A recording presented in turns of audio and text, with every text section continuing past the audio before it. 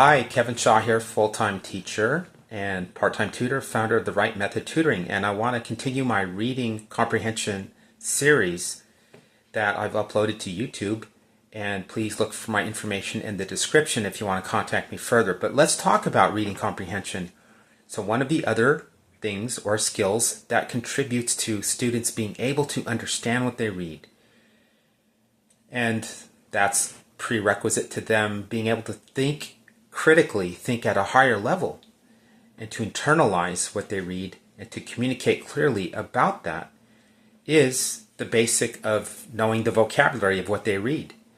It almost goes without saying that if you don't understand the words that are in a given passage, you will not understand that passage itself. And oftentimes you'll come across a word in a passage that it could be the word the run, for example, right? So the run can be an actual activity, a track and field activity, or it can be an extension of a program, like the program ran for 3 months, right? And so if a student is not absolutely clear on the shade of meaning in a given passage, they will not understand that passage completely. And that's just a simple example, right?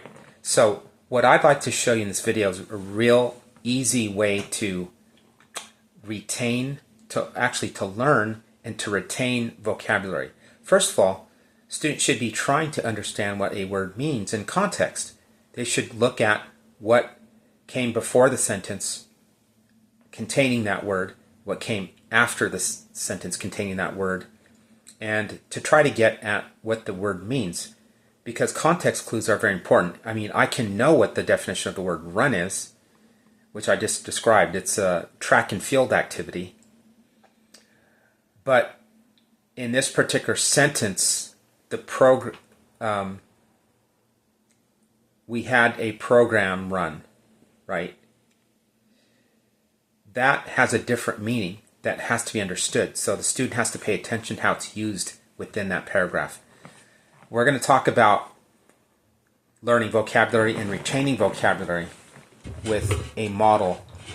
And I don't know if this is exactly the Freyer model, but this is a model that we use in a high standards, rigorous charter school in which I teach full time. So hopefully you can see this. I'll move this up front closer. Okay, so a student, when they come across a word that they're unfamiliar with, they should use some blank vocabulary maps. Now, obviously they're going to put the word and the definition here in the middle box.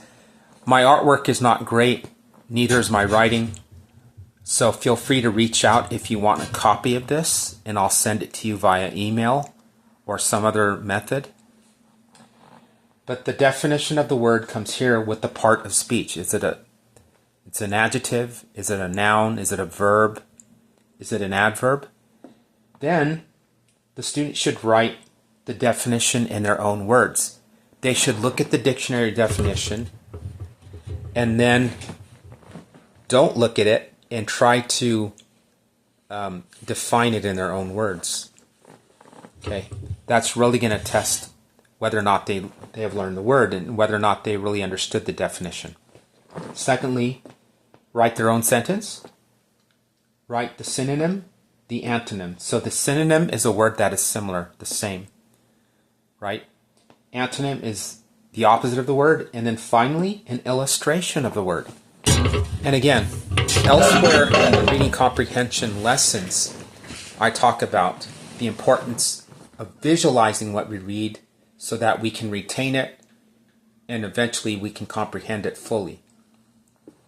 And good readers do that. And this model uses that same principle in terms of a cartoon, a picture. And your student does not have to be an artist, right? They can draw stick figures.